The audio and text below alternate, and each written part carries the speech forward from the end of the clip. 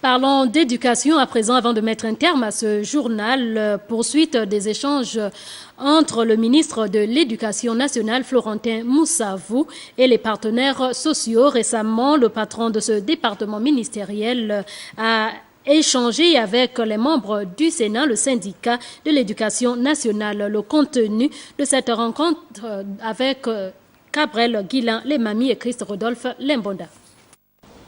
En dehors de l'équipement des établissements en table-banc, la question du paiement des vacations aux enseignants figurait parmi les points les plus importants de cette rencontre.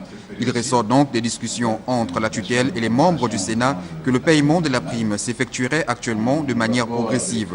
4 milliards de francs CFA, c'est le montant net qui reste à payer aux enseignants qui ont pris part aux examens du baccalauréat, de l'ENI et de l'ENSET. Nous pensons qu'aujourd'hui, les premières réponses qui nous ont été données nous donnent l'espoir que d'ici quelque peu, les choses peuvent bouger véritablement vers le sens souhaité, c'est-à-dire la reprise des cours. C'était une rencontre bénéfique qui nous a permis non seulement de relancer le dialogue, parce qu'il n'est pas bon que le dialogue soit coupé.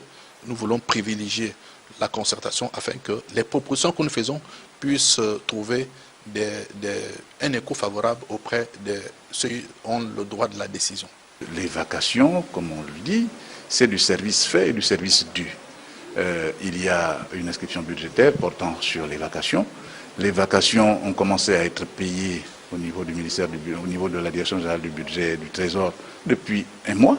Donc ces vacations continueront d'être payées dans les prochaines heures, les prochains jours. Autre charge relative aux préoccupations des enseignants, la situation de l'école normale supérieure dont les réformes et la progression du concours d'entrée dans cette structure de formation sont attendues.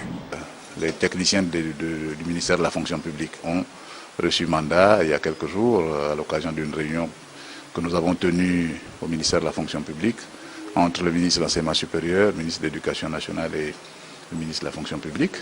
Une réunion qui a permis donc de faire en sorte que les fonctionnaires des 3 départements se retrouvent de manière à produire une réflexion permettant de sortir de cette situation d'ambiguïté.